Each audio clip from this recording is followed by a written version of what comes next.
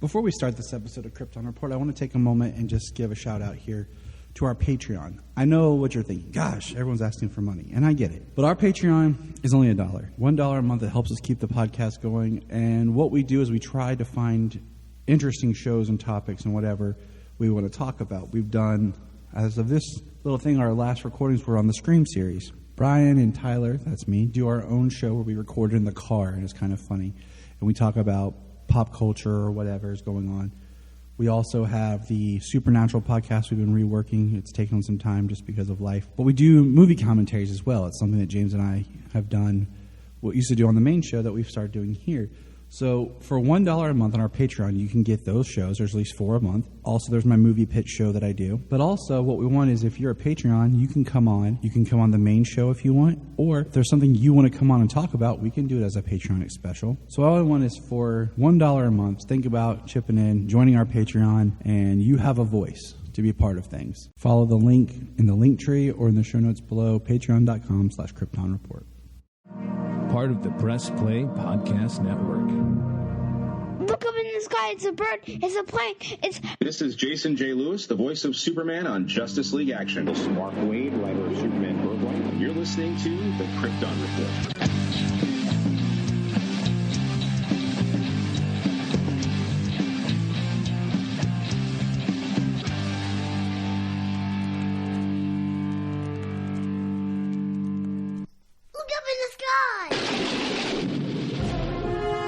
I'm here with the coolest kids in the world, Solomon and Selah. After seeing the Flash movie, I'm going to let them talk. I love the Flash. Like, the whole movie was the best part. I didn't have a favorite part in the movie. That's why how good it was. And I love the movie so much. You guys got to check it out.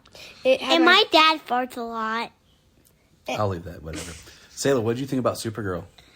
I loved her, but I'm sad she died at the end. And so is Barry too. I want Barry too. I love Michael Keaton. He's my favorite one in the whole. Who's the other one? The other Batman, Ben Affleck. He was my favorite. I like Michael Keaton better. He was my favorite Batman and my favorite character in the whole movie. Okay. What did you think about Dark Flash? Dark Flash is really good, and he was like great. He doesn't even want anybody to die. I say he's an anti-hero. Yeah, he wasn't a villain. What was the word that I taught you, Solomon? About a character that causes your protagonist issues? That's not really always a villain. Antagonist. Yeah, that's my boy. But he was he was great. Let me ask you guys something real quick. I think he's bad. Did you guys cry at all? I almost. Fair enough. All right. I cried at the baby scene. Yeah. All right. The dog scene. Cause poor Papa. All right. Thank you, guys. So, before we go and see The Flash, I want to record this real fast just so that there's no issue. Okay. My current DC film Connected Universe films are as follows, starting with number 1. Man of Steel, Zack Snyder's Justice League, Shazam, Wonder Woman, Batman v Superman, that's my top 5. Then Aquaman, Shazam Fury of the Gods, The Suicide Squad, Black Adam, Birds of Prey. That's up to 10. Suicide Squad, Justice League, and the Wonder Woman 84. So let's see where the Flash falls in that. Here is the Man-Child of Steel, Mr. Bryan Peters himself's ranking. All right, here we go. Number 1, Zack Snyder's Justice League.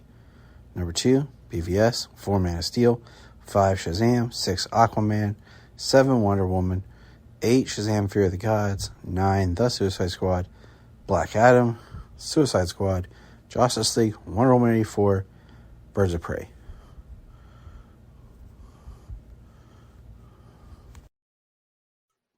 Welcome to the Krypton Report's final episode of Flash Week.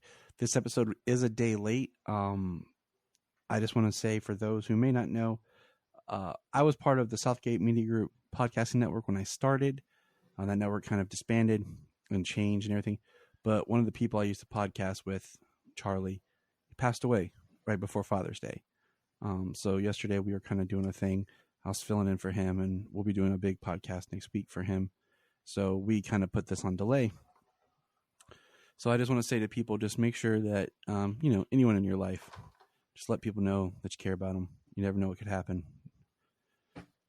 So without further ado, I bring on James. Cool. My sidekick. Hi. I've only talked to Charlie, twice, maybe, I think, on podcasting back when I first started with you. But my heart goes out to him and his family. Yeah, mine too. So it is a bittersweet thing. But we are here to talk about The Flash. Now, we're not going to do our usual kind of model of touching on news. We'll do that later. There's a couple of news nuggets that kind of tie into The Flash. So we'll hit those. But that's going to be it. There's not going to be... I was going to say, it really is only referential to The Flash. Yeah, so, the other bits of news we'll tackle in our next regular episode when we get back on track with Superman and Lois. So The Flash has finally hit theaters. It's been a journey. The first thing is just some background. The original release, back when they announced all of this slate of DC films, The Flash was going to be released in 2018. Just let that sink in for a minute. It was announced in 2014 with the supposed cameo in BVS, which would be 2016, Justice League Part 1 in 2017, the Flash film in 2018. And then I think in 2019 or 2020 was going to be Justice League Part 2. I'm trying to remember. Part of their initial plans. This is what's very interesting was the directors for The Flash, when it was in development, was originally going to be Seth Grahame-Smith, Rick Famuyiwa, which he's the one, I think, if I remember right, casted Iris West. Yes. Lloyd and Miller, the duo that had done like the 21, 22 Jump Street, the Lego movie. Then they had gotten Han Solo and then got fired from that. So this is how far back that goes. And then the last team was John Francis Daley and Jonathan Goldstein, however you pronounce it, who developed the story. They actually have a story by credit in the film, and they would go on to leave the project and go on and do Dungeons and Dragons. Now, in July of 2019, director Andy Muschietti was announced as long with screenwriter Christina Hodson, who had done Birds of Prey. So this is 2019. So we're gearing up. This is announced after having that little cameo in. No, this is before the cameo, before the appearance in Crisis, and before the world shut down. Then Sasha, I've heard her now pronounced Kaye. I'm not really sure how you get that from Calle. It's the sound that the double L makes in like Spanish or other South American languages. So that is. It's actually a yes sound, the double L. So yeah, Sasha was announced in February 12th of 2021. So on my birthday in 2021, Sasha was announced to be Supergirl. And here we are, 2 years later from that announcement, we're finally seeing the movie. Near 2.5 years later. Dear Lord. Well, it's also interesting because that's the day she was announced, and then here they are. They dropped the trailer back in February. So just overall, the movie is not doing as well at the box office as... About 130 something million worldwide this weekend. I mean, worldwide at 30 million. I mean, that's a decent first weekend opening. But they are also probably doing like fan screenings and stuff. I'm going to say this. Total. We're going to go on this. I think they did way too many fan screenings of this. I think those are people that would have gone. And I think, one, they should have only done the CinemaCon and then maybe like one fan screening like the Los Angeles, Chicago, and wherever, fan screening, test screening. They should have not done as many as they did. Because I know people that got into the early screenings who didn't like the film. And that's people whose money you could have got.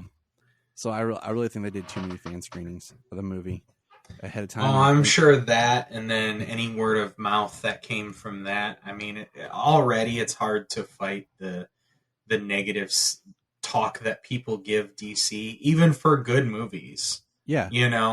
The negative talk they get, it really penetrates, Yeah, divisive cinema is what I said. Yeah. DC stands for. Yeah, these days, I mean, really, that's how it goes. I think they lifted the embargo too early for the reviews. Because then when that was lifted, people started saying stuff and more spoilers were getting leaked, but I was trying to dodge it left and right.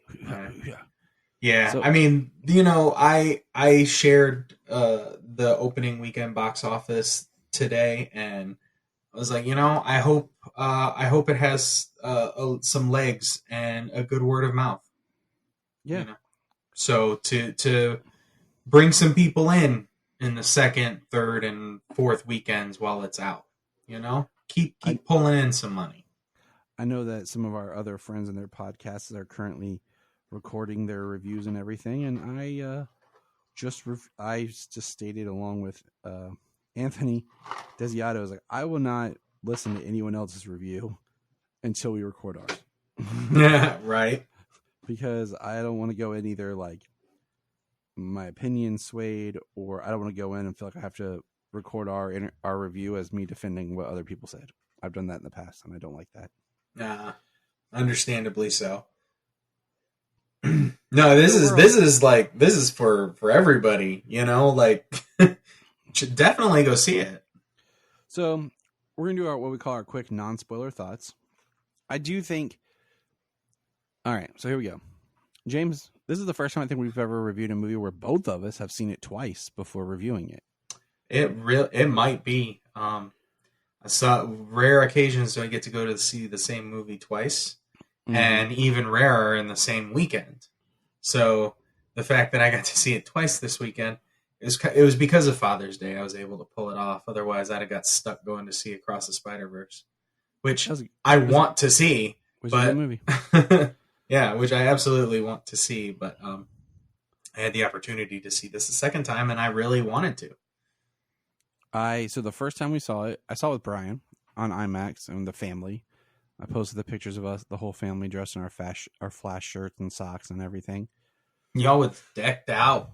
Yeah, we was. We went at 3:00 on Thursday, and then Bryan and I went Friday at 5:00. You guys look like Sheldon's Family when the Flash movie came out. We went to the Dolby Atmos because I've been wanting to go. Like it's like almost an hour away. Oh wow! But I wanted to go and check out the Dolby, and Bryan and I did that, and it was intense and sweet. The sound, going and doing the Dolby. So that was cool. But yeah, I got my Flash light up popcorn bucket. Thank you, AMC. Well, not that it's a spoiler, but the sound for the Flash is pretty freaking sweet. It is. The sound mixing and the score. Yes. That is one thing I haven't got to do yet. I downloaded the score and I just have not got to listen to it. What do you call it? Just listen to it straight. Like I'm only referencing it from the movie. I haven't heard it without seeing the movie. I always like to listen to the scores, and I just have not had a chance to just kind of zone out. So we will have Bryan. He was supposed to be with us, but because of life, he wasn't. So Bryan is like him and I talked in the car because we hung out on Saturday. And, of course, after seeing the movie on Friday, we talked too. And then he recorded his thoughts and sent them to me. So you'll be hearing Bryan's thoughts here later in the podcast. And the kids' thoughts. And I tried to get Jennia's, but she's been busy. But she enjoyed it and liked it. Before we review, I kind of want to do this before we review it. So in your DC EU, which I hate saying that, and I've always fought against it, but whatever, at this point, it doesn't matter.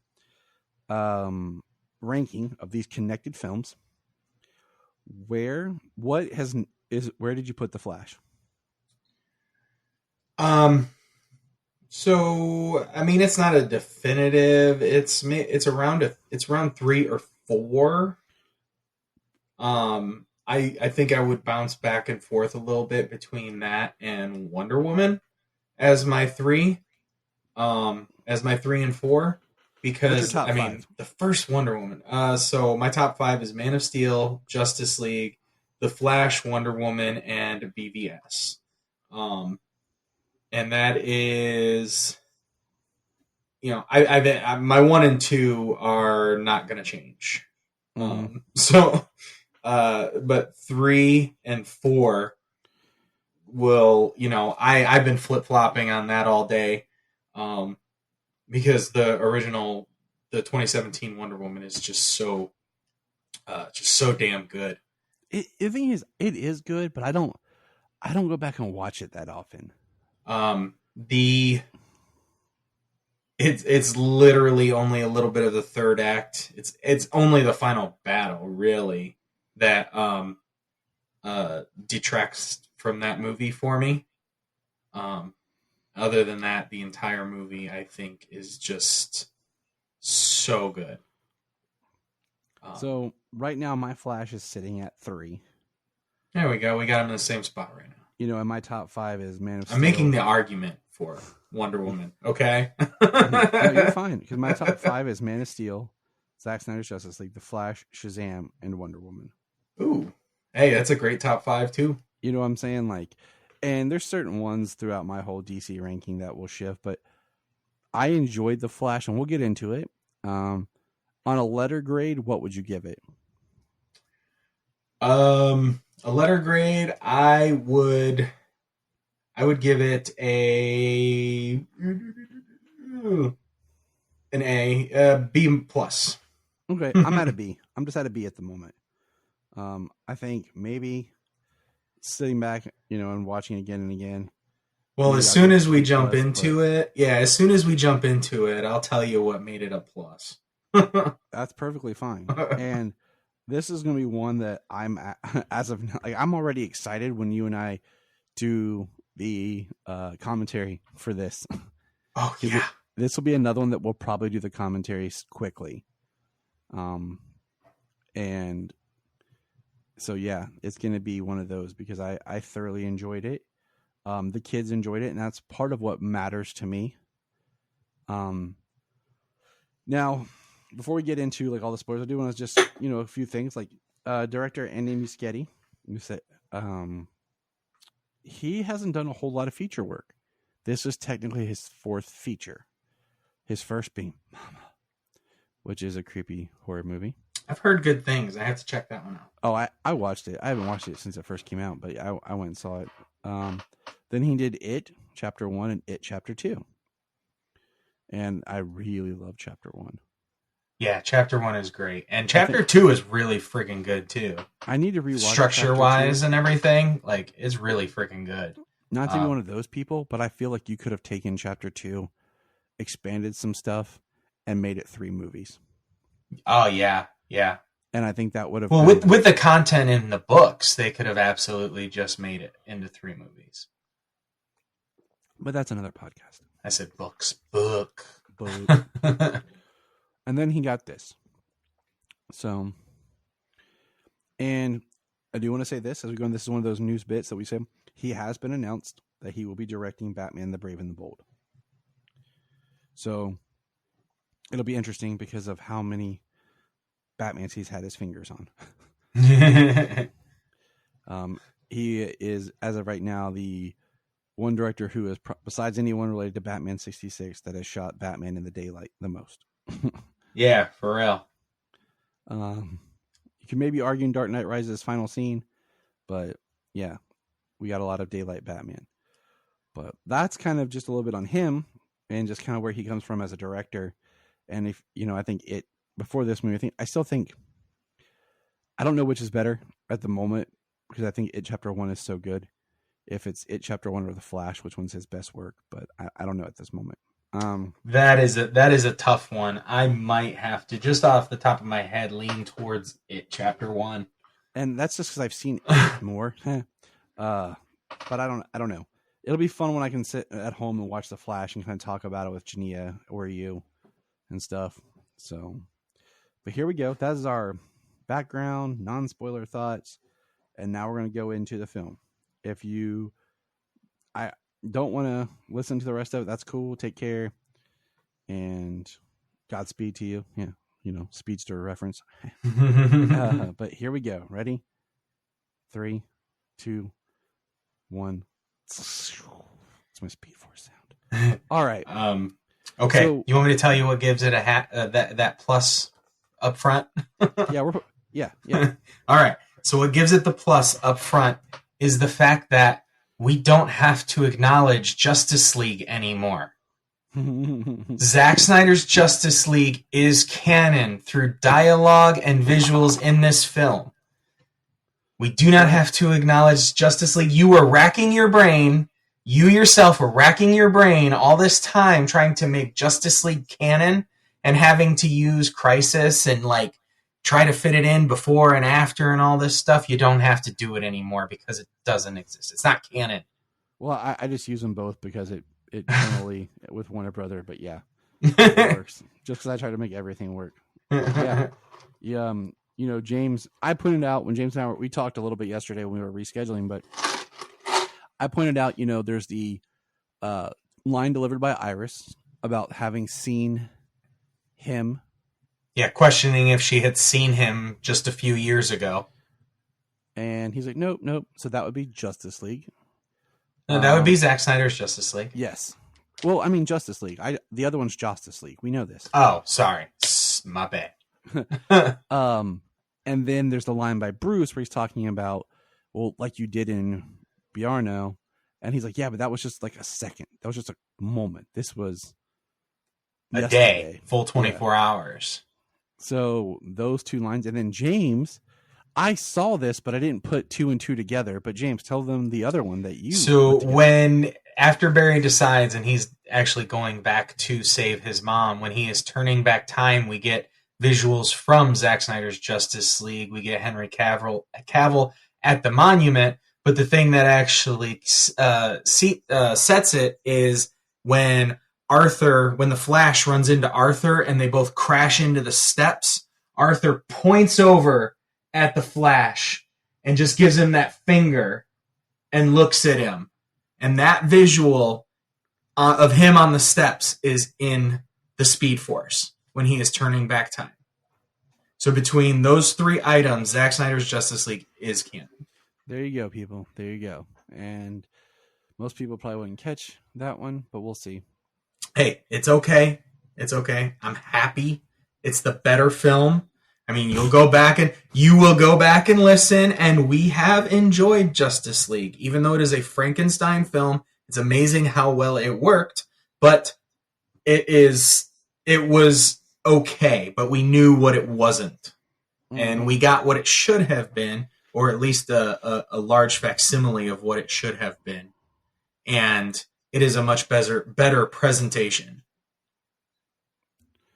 So, the movie, this is what I thought was interesting. So, when the movie started, it just opens with the Warner Brothers sign going basically through the Speed Force. Yeah, going from old Warner Brothers to current Warner Brothers. So, this is the first, I think, did Shazam, I cannot remember if Shazam opened with, the DC logo thing that they used to put in front of every movie, where, you saw all the characters. Those kind of I'm pretty sure Black Adam did. Yeah, I think most of them did. You know what? The last Shazam, I can't be sure. I don't think it did. I don't remember either, and I was just sitting there thinking about it. But I know, like most films have, but this one, it just stood out to me. And I was like, oh, and it was really cool. Yeah, Shazam. Well, My digital copy of Shazam does not. But, well, so for sure, I mean, coming up through the lightning, coming up through the Warner Brothers logos as it evolves through time, and then right behind that, going up through the DC Comics logos into through time as it evolves through time until the current logo. Yep. So that was pretty cool. I'm not gonna lie, that was fun. Perfect for this movie. And it was just neat to see all the different things going on. And so it opens, and immediately, like from a directing, like it zooms in on a clock, and we see like it's 2 minutes past the hour, and Barry's in line. He's twitching to get his breakfast. He's got a really cool watch that shows how low his calories are for his metabolism. Yeah. And right off the bat, Ezra Miller in this movie, something he does in this movie from beginning to end, and he doesn't for a short period of time, is he's very manic. He's very hyper, very twitchy, like he's got all this energy and he's trying to like avoid people's gaze and just this interaction, how fast he speaks. It had to have been exhausting to do that over and over and over and over again for shots. Because when he loses his powers, spoilers, we're already in spoilers. Yeah. So when he loses his powers, he actually tones down a lot on him. That, and it makes him much more of a serious character. But also, if you look at when he's around like Bruce, he's not as, and Affleck Bruce, he's not as much like that either. Well, it's as he specifies when he's talking to Keaton Bruce that Batman may be his best friend. Yeah, he's like, you're like my best friend. Like it's the person he is most comfortable around. And we'll get to that scene here in a minute. Like, but in the opening, when he's trying to wait on his sandwich and Alfred calls him, which was great. It was great to see Alfred. I was stoked to see Jeremy Irons Alfred again. No, I don't count that as a cameo. Okay, that's a minor role. Cameos, people use that term loosely, not knowing what it means. Mm-hmm. A cameo is an appearance. Okay, not actual lines. That's called a minor character. I would say we have plenty of cameos in this movie. That's arguable. I only consider one special cameo in this film. And then, he goes in and changes, and he's about to take off down the highway, and we have like the zoom in on his face, the lenses come down, and then the title starts to show up, and it's really cool, and then it stops. And that's when you have the scene of the girls screaming, like, "Oh my God, Flash!" And he's like, "Hey," and then he's like, "Are you eating that candy bar? Can you toss it to me for justice?" Yeah, right. And then she throws it and it hits him on the head because he turned to talk to Alfred, and then he goes and he takes off and he goes back into the pose, and then the title comes on. And this is probably my favorite part in the movie. She kissed it and threw it. I know. My favorite part in the movie is his run from Central City to Gotham. Oh, that was sick. I loved it. Because I love the way it zooms in on like his boot and he just takes off, and it looks like he's moving so fast that he's like gliding. And the effects whenever he enters the Speed Force, like the way everything stretches out, the way everything is distorted and looks, you know what I mean? Like, yeah. It's everything when he's in the Speed Force. So, like, and it's the entire movie. I love the way that it looks. What do you call it? And he's running, and like just that whole scene of him running to Gotham. And then what's neat is he gets there, and so many of the scenes that we had theorized was maybe that's when Zod attacks and different shots. No, that's, terrorists at the beginning. And did he say Falcone's son? Yes. Yep. Okay, that's what I thought. because I did some. I guess it's supposed to be Alberto Falcone. Ah, look at that. Yeah, I was trying to pick up on stuff. That's a great pull. It'll be nice when I watch it at home with the captions on, just to catch stuff. Because this is the scene where we see Barry, moving super fast, and that we have the baby shower scene, as I've heard people call it, where he's saving people and the hospital wings collapsing and these babies go flying and they're in the air and he takes off running. And as soon as they showed that the babies were stuck in that room, they went all the way up the side of the building, and then the babies and the nurse were stuck in the room. I was like, oh my God. I said, what are they going to do with the friggin' babies? And then as the building collapses and they go flying out the window, I was like, holy shit, what the? I'm like, Flash is going to get them, but it was just. Oh, I knew there was nothing going to happen, but I was like, oh my God. Like, I did not expect to have a half dozen babies, like 7 babies, go flying out of a window. Yeah. And, then he's like going to save them, and he's looking around and he's looking where they're going to go. And he sees like a sandbag get ripped by metal. There's scalpels flying. And he's just like, oh. And then what's neat is everything's super slow, but then it starts to speed up a little because you see he's getting low on energy. And you see this shot of him like dialing in, and he like jumps, and you think he's going to get the baby, and he jumps past the baby into a vending machine and just starts eating. Scarfing food. And then everything slows down again, Yeah. I guess you have super speed digestion too, right? So as soon as you get those calories in, man, they are starting to be pumped right into your system. I still don't think it's enough. Like, I still feel like that's a lot of junk, man. That's a lot of calories in that vending machine. But I just think back to like when the John Wesley ship, like the pilot, when he's like eats like 10 pizzas, like 10 whole pizzas. Right. And he's like, man, I'm still hungry. Like, that's the kind of like I was expecting. Well, this is a Flash now who's been doing it for a few years. He eats every day, all day. So even when he runs low on energy, he's running low on energy, but he has been eating. Like, we saw him in the last movie eating the pizza, talking about his snack hole. It's just a black hole of snacks, a snack hole. Yeah. The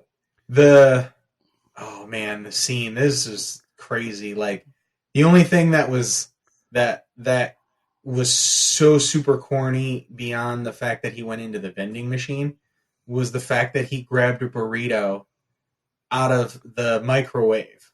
Yeah. For 2 reasons. He used the burrito to knock away the scalpels flying at a baby, and he enclosed the microwave around the baby. Yeah, that was weird. I'm just going to say, that's like the one I was like, that's a little weird. Well, to protect it from that flame coming off of the oxygen tank. Like, this baby was about to get roasted. And he used that to protect it. And one of the things that is really cool, the way they use and talk about his powers, the charge and the physics about not being able to really move people. Yeah. So, like, I think the only thing with those babies is because when the ambulance falls in before all of this is going on, he zips in there, and instead of grabbing that guy and pulling him out, he ties a fire hose around him so that the ambulance falls, but he doesn't. Yeah. So he can't just grab people and take them wherever he wants, and especially with frail newborn babies. That's why he has to like touch them and position them, and then I think they're falling, so he's able to like shift where they're at in the air, but he has to actually like absorb their inertia to softly set them down on that gurney as because he lines them up. Yeah, like it was a pretty crazy scene. And like, yeah, he gets them all, and then he's like, ta-da! And the nurse is just screaming, and he opens her microwave and takes the baby out, and she just loses it. And he's like, you should seek help. This is a traumatic event. The Justice League is not good at trauma. Yet. Okay. And he just takes off, and the scene I like was like, Bruce, where, when he's talking to Alfred earlier, he's like, where's Superman? And we get a backhead cameo of what would be Cavill Superman like taking out a volcano. And he's like, oh, he sees him on the TV. He's like, okay. And he's like asking Alfred, like, what about Diana? You know, and she's like, busy. She's not answering. And he's just like, oh, so I'm kind of later on the totem pole. And he makes a funny comment about why is it always a bat mess that I'm cleaning up? Yeah, he says, I have come to realize my role as the janitor of the Justice League. He's like, and I'm okay, somebody has to do it. But he's like, I can't help but notice it's always a bat mess that I'm cleaning up. Yeah.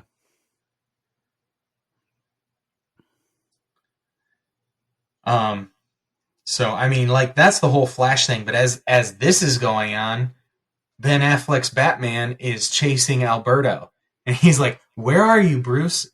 Sounds like you're fleeing the scene." Oh, it was awesome seeing him zipping through the town. Yeah, that Bat Pod is pretty cool. Highly versatile, very mobile, as it turns out. But yeah, he's chasing him down all through Gotham, and I love how Batman saves school children crossing the street by shooting out that big big trap to take out the tires, and they have to turn away from the kids crossing the street. It's like it's all during the daylight. Yeah, I mean, I guess one of my negatives would be how much crap it looks like the bat suit has on it. Like, in some of the action, it looks pretty cool, but when he's just standing there in it, there's a lot of crap on that bat suit. Like, I'm not sure what this suit was designed for. Like, I'm sure there's an idea or a purpose as to why the suit was designed this way. Which Batman has had so many different versions. I think it's kind of it's like the motorcycle version, you know? Like, because he's riding a motorcycle, like it's got like, but I don't know why, you know what I'm saying? Like, it looks more flexible, it looks more versatile, you know? Yeah. Like if you were on a motorcycle, kind of like how the Dark Knight suit was a little bit more like a motorcycle type suit. So, I don't know. Yeah, but I'm not a huge fan of the suit. I guess it's also a way of like making the undersuit more comfortable. Because it looks more like there's not as much muscle padding and everything, more just like a very easy suit to put on. So, you know, they add that extra stuff on top of it so that it makes him look buffer, but, you know.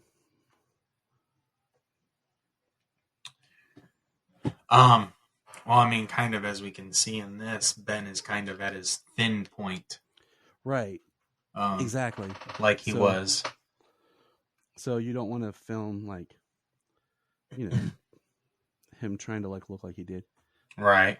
But in the end here, he ends up taking the Hummer off the side of the bridge and uses his grapnel line, which the gun is broken, so he can't pull himself up, but to stop them from falling in. And Alberto's got this case full of a virus that Alfred says will wipe out half of Gotham by lunchtime if it were to fall in the water. And then what happens next? What happens next is James's favorite lady arrives. I mean, she is great. And it's undeniable. But Wonder Woman lasso comes down and wraps around Batman and Alberto's hands, and she pulls them up.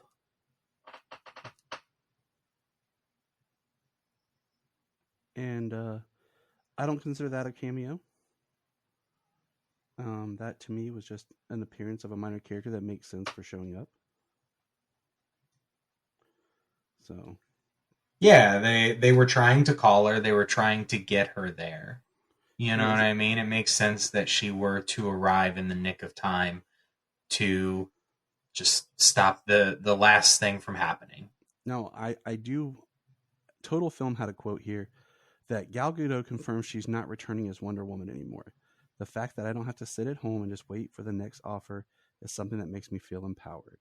So this is kind of Gal Gadot's swan song, as far as we know, as Wonder Woman. So. Well, yeah. That is a little disappointing to hear.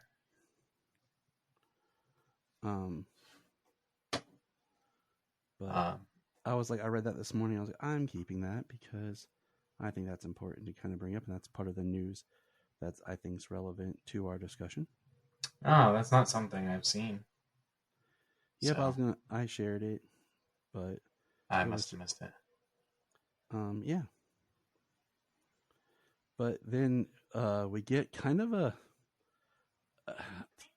the same kind of joke that we'd had before, where what do you call it? The lasso of truth is wrapped around both Batman's hand and the criminals, and they're talking, and Bruce starts saying things like, if I really wanted to stop crime, I could give my money away, or if I really wanted to, I could just end poverty, and that would stop crime. And it was kind of funny, and he mumbled something about like, it's hard for me and my ego to accept anyone's apology, or the first thing he says was my ego won't allow me to thank anybody for helping. Something to that effect was the first thing he said, and then he started going into all that fighting crime and ending poverty, and then they had to, because Barry's been attracted to Gal Gadot from the first time they met. Everybody has. That's been like the thing. Like everybody's been attracted to Wonder Woman. Exactly. So he shows up, and she has that effect on him. So you kind of know his mind's in the gutter. But they definitely proved that to you with the comment that comes out of his mouth. I laughed, but I also cringed a little. It's like, oh wow. But I mean, I guess as the movie progresses, if you consider the fact that he went into the system because his mother was dead, his father was in prison.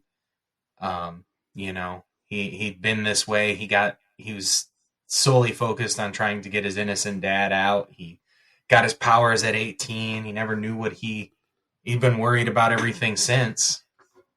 Mm-hmm. I mean, I guess it makes some sense, It's interesting because we're going to kind of we're not going to go beat by beat in the film. We're going to kind of jump around, but the next big thing is Barry's talking to his dad, and Bruce had got some footage that was going to help clean up. They cleaned up security footage to prove if his dad really was there, because the security cameras at the place were damaged.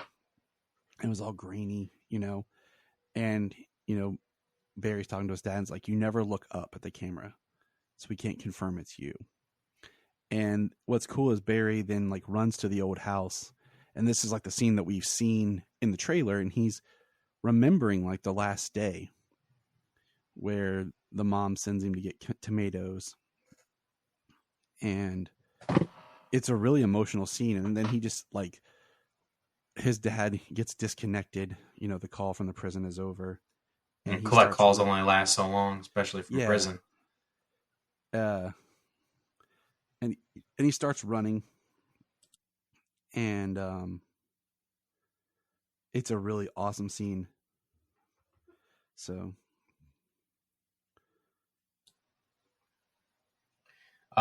it's a great scene. Seeing the memory, the family interaction.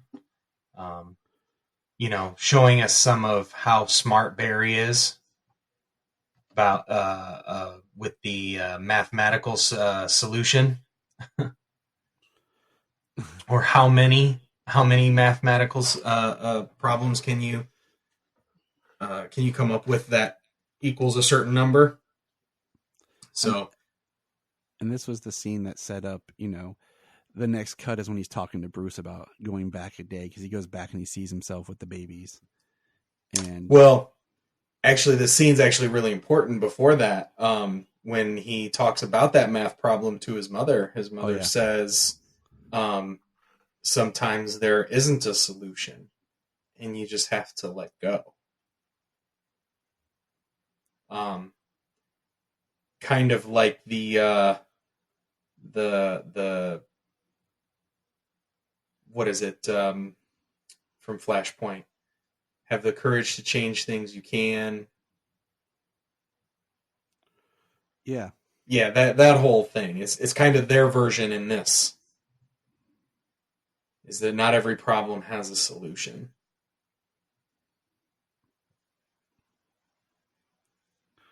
I loved it. And then, okay, so one thing that was brought up is Ezra, I never got any sense from Ezra that he has any Latino in him, but his mom is very Latino. I was wondering if she wasn't Spanish. Nora Allen is very Hispanic. And it's like not one of those like, oh, there's Hispanic, like she's got the thick accent, she's dancing to the music, and I think that's an Andrew Muschietti touch. Because he's from Argentina, if I believe correctly, if I remember right. Oh, okay. Then maybe, yeah. So, but yeah, so that was very, very interesting, and I didn't care, like at work, because she was great, so it made it. I rolled with it, but the next big scene is after, like I said, the Bruce scene, and the Bruce scene ends on such a bittersweet note. And Affleck goes out, strong scene, that's, well, I was gonna say that's where he has the emotional run where he runs back a day. Yeah, and he kind of sticks his head out of what he calls the chrono ball or chrono bowl, and then goes talks to Bruce. Yeah, did you say? Yeah, sorry. It must be. Maybe there's a delay or something. I don't know, but yeah, because that was what I said. The dad, it hangs up. The click call hangs up, and he starts running. Oh, okay. And that's when we get that really cool shot of. That's when he goes the first time really into the Speed Force that starts to take him back. Oh, okay. Sorry, I missed that. Nah, I think we just had like a little bit of a delay here, but it's all good.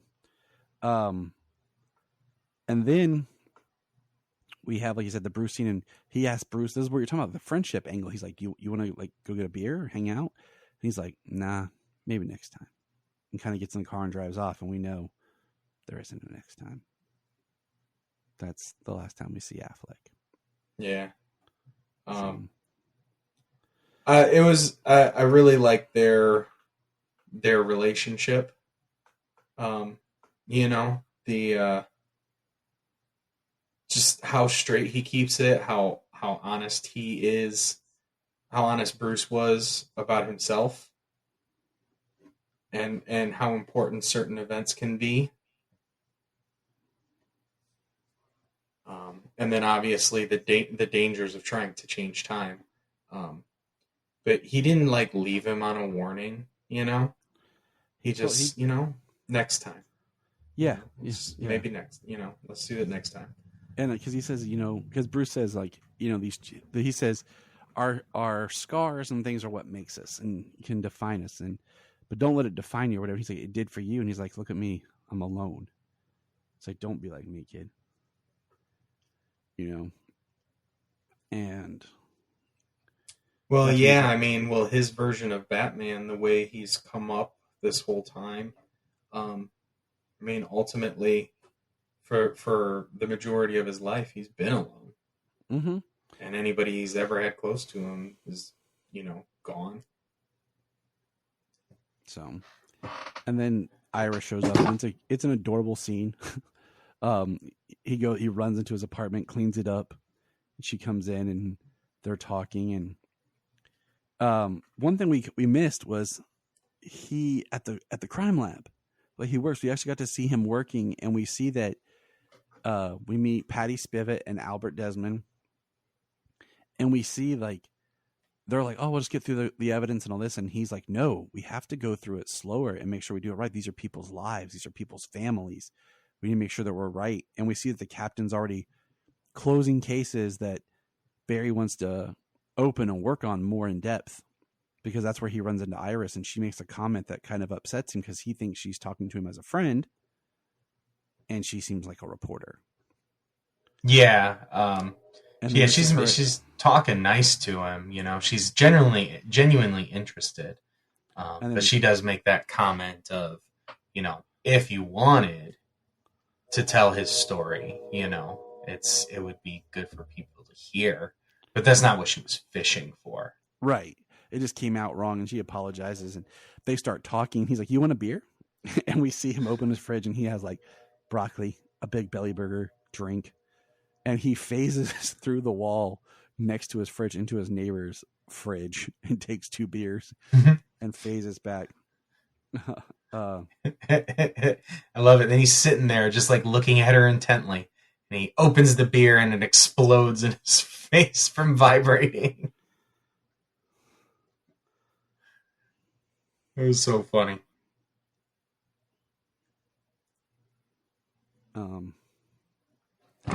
And he starts talking, and she's talking, and they're talking in a way that is very open. And it's funny because that's when he gets the idea to go back, and if his mom doesn't have to get the tomatoes, the can that she forgot to send his dad for, then his dad his dad would have to be there. And yeah, so what do you think about that? Like, just the insignificance of the tomatoes. You know, I liked the idea of, you know, trying to do something small, changing a minor detail like that. I loved it because there's the line that he says later. He goes, 3 lives ruined over a can of tomatoes. And it shows that something small, insignificant, that you didn't think of can have ripple large effects. Yeah. And I think it's a pretty good writing, and how things move through the story. I think it's done very well. Absolutely. I love the idea he has. I love the execution that he has. You know, he runs off after this, after leaving Iris to go get the can of tomatoes.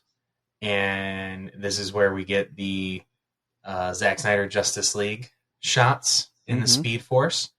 Then he keeps going back to that day, and he goes to the grocery store, and Super Speed grabs a can of tomatoes and puts it in the cart. Says, "Don't forget the tomatoes," and tells his mom, "I'll see you soon." And then he runs off. He starts running back like, "Please work, please work, please work, please work." Yeah. And then all of a sudden we see Dark Flash emerge. Well, what we get to see is like his life, what would have ended that day. His mom is there, his dad's there, he's having birthdays 10, 18. And then Dark Flash appears. And punches him, knocks him out of the Speed Force right in front of the house. And this is the scene where he steals clothes off the neighbors to not have his Flash suit on. And that was ridiculous, to steal old people's clothes walking down the road. Yeah.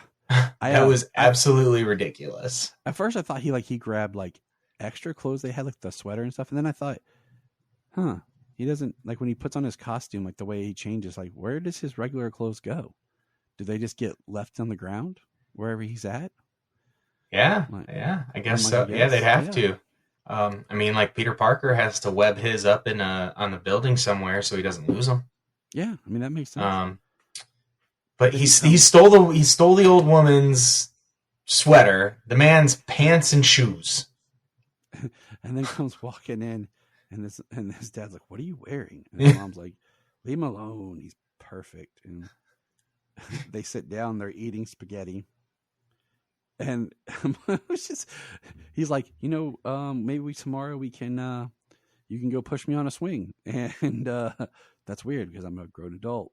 And, like I can initiate my own momentum on the swing. And then he sees himself, and he's like, "Oh shit, I gotta take a shit." Outside.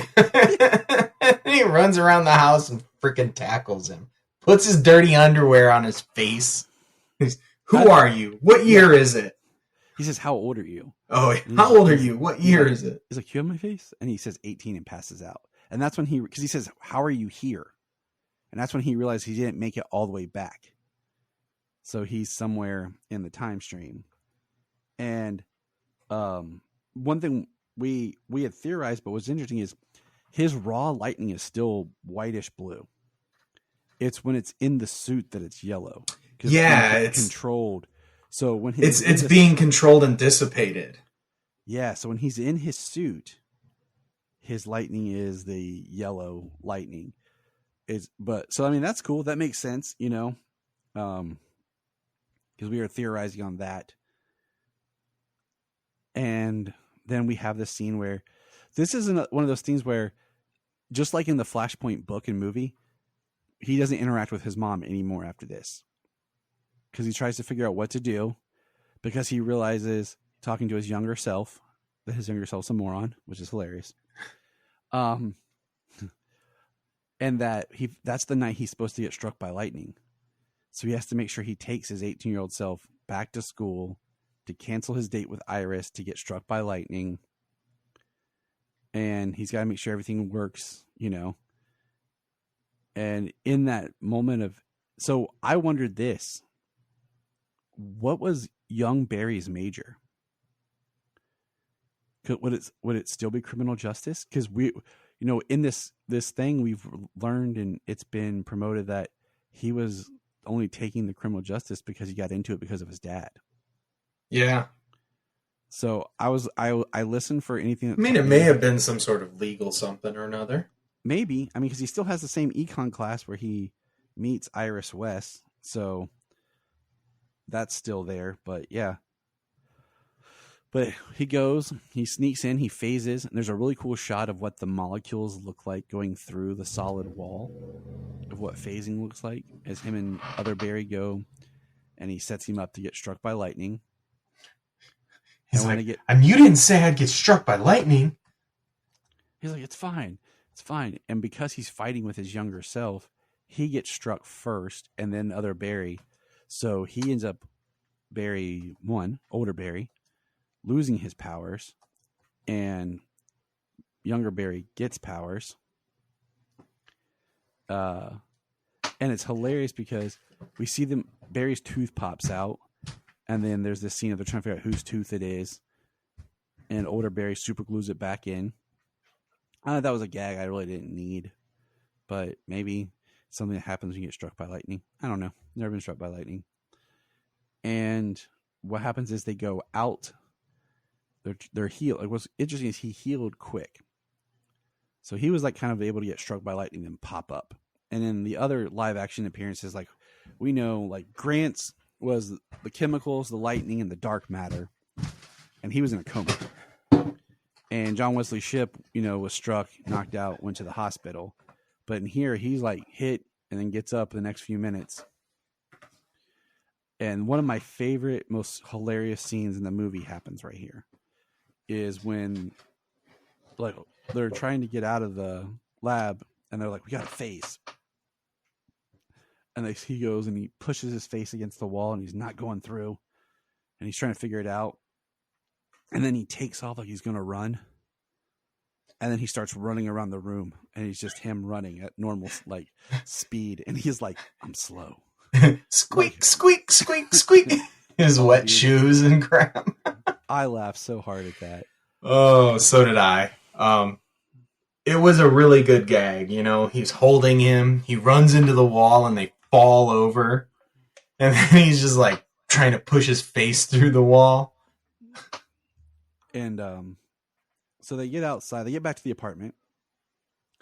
And when they're back in the apartment, like, this is where you really start to see young Barry become, like, obnoxious and annoying. And my thing with this is, having worked the past 2 years with 16, 17, 18-year-old high school kids, and Barry's 18, this is how they act. So I was like, this wow. is how they act, and he's all jacked up on Speed Force. You know, like, just the, like, how just flighty and everything he is. And like, he's like, wait, I have powers? He runs all over the apartment. He takes off running down the street, causing a blackout, burns off all of his clothes. Speedy Gonzalez. Yes, I've done that. And then he comes back, and then he puts on a robe that's a monkey, and he ends up phasing through the floor and scaring the neighbor.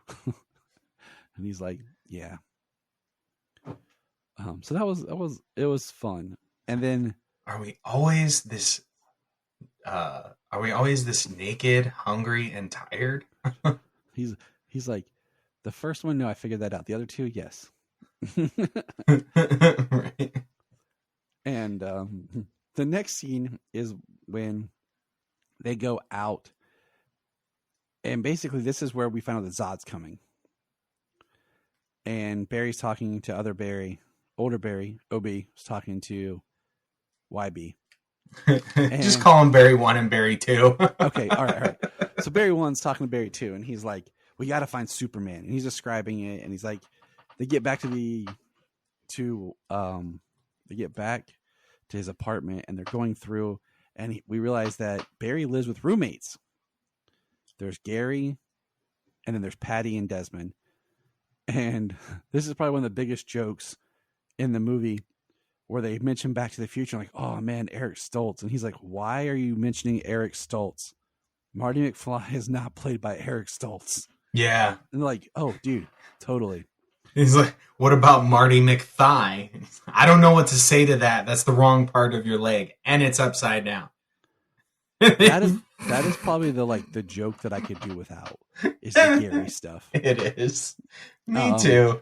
The only thing, it was hysterical the way he did that. Like, he held it up. Like, I'm like, okay, so is that your position of how you always reveal that tattoo then?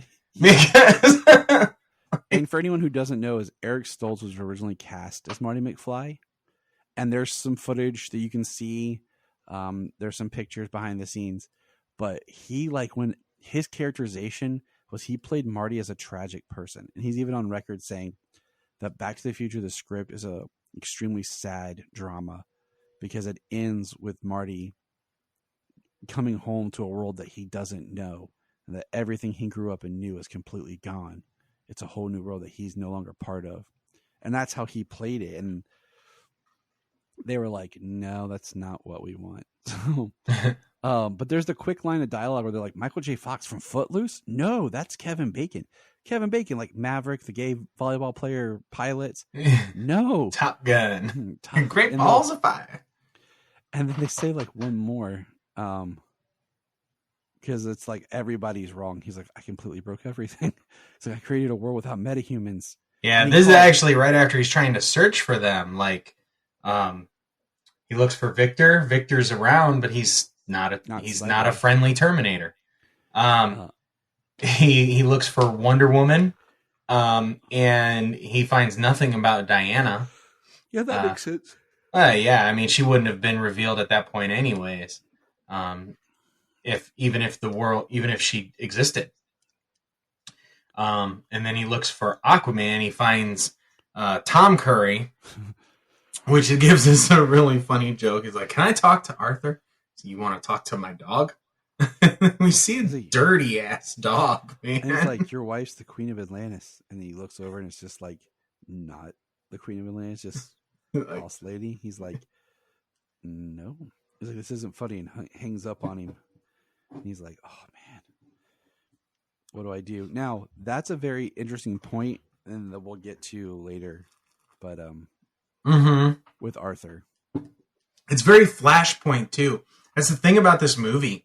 This movie is extremely Flashpoint. I freaking love how much it is Flashpoint. That he's in he's in this timeline that ends, that the world ends. Yeah, just this time it's by Zod. Yeah. I mean, yeah, I think we were going to get there as we expanded on it, but I was just saying, like, at this point in the movie, like, it's very Flashpoint, but they utilize what's available within the DCU, I think, to pay homage, because if you tried to do the Atlantean and Amazonian War, I mean, that would be just like, it would take a lot of focus off of the story, I think. Right. I would never want like a 1-to-1 translation in live action to Flashpoint. Yeah. It's such a downer, and it's like the nightmare in itself, And this is like Flashpoint, the same way that Civil War in Marvel's like Civil War the comic. You hit the high points. It fits within the MCU. It fits within the DCEU. I think it's so Flashpoint, and it's really good. And so this is where we go now. He's going to find Batman. And I thought about this. He goes to Wayne Manor, and it's there. Ben Affleck's Wayne Manor was burnt down. So for all we know, it was the same house as Keaton's Wayne Manor. You know what I'm saying? Yeah. And the facade looks a little different, I think. A little bit, but you would think about it's burnt. And burnt to the ground. And we only see it like in the background on a certain angle, so it could work. We only were in one side of the Great Hall, and it looks enough like the big hall, So 6 chairs and room for more. So, but he goes and he's walking through the house, and we have long-haired, sweatpant wearing Bruce, and he ends up attacking Barry and kicking their butt. And there's the great callback. He throws the frying pan. It's the same kind of scene as in Justice League, where Batman throws the Batarang and Barry catches it. And the next scene is, I love. Yeah, this whole scene, Barry's getting his butt whooped. I love the cutaway. To basically, they cut away to him, like where they've already explained it to him, and he's like, "You guys are the same person, but you're from another timeline." And he's like, "Yes." And then Barry goes, I like that they cut out the explanation. They just boiled it down to, he understands this now. Yes, I loved it. I love that. And then what I love is when they start talking about how time travel works here.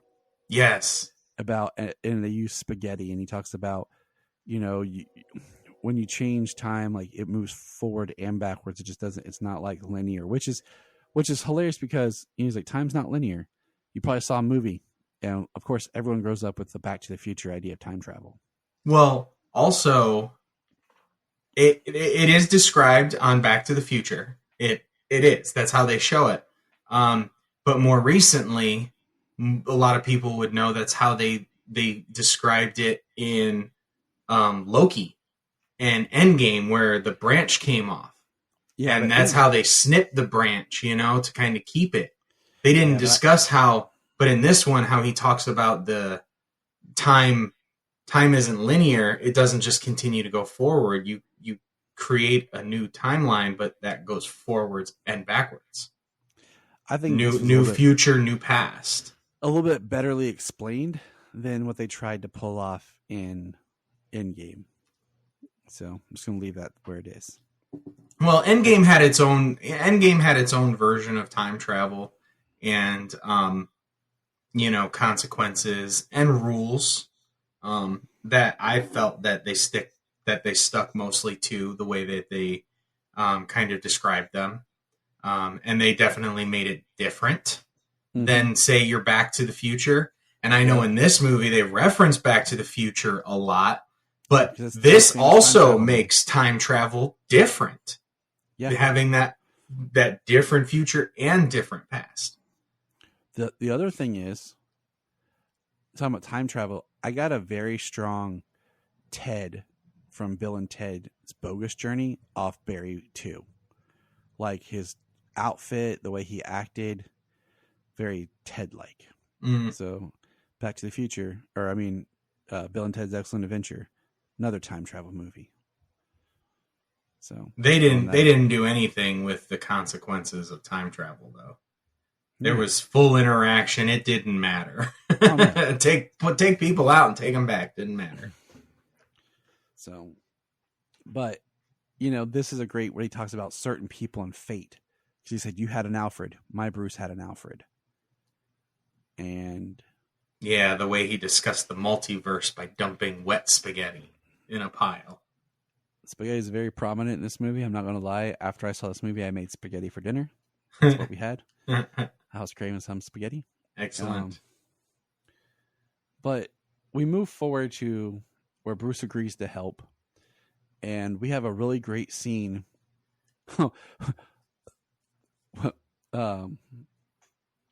Of they go down to the berries go down to the Batcave because Bruce doesn't want to help, and probably one of Ezra's more powerful scenes of, if you look at the scene where he's acting with himself, is when the Barry 2 calls him mom. He's like, shut up. Just shut up. You don't know what you're saying. You take everything for granted. He just like lays into Barry. And Barry 1, Barry 2 apologizes, or Barry 1 apologizes, and Barry 2's like, dude, I am pretty annoying and obnoxious. I know that.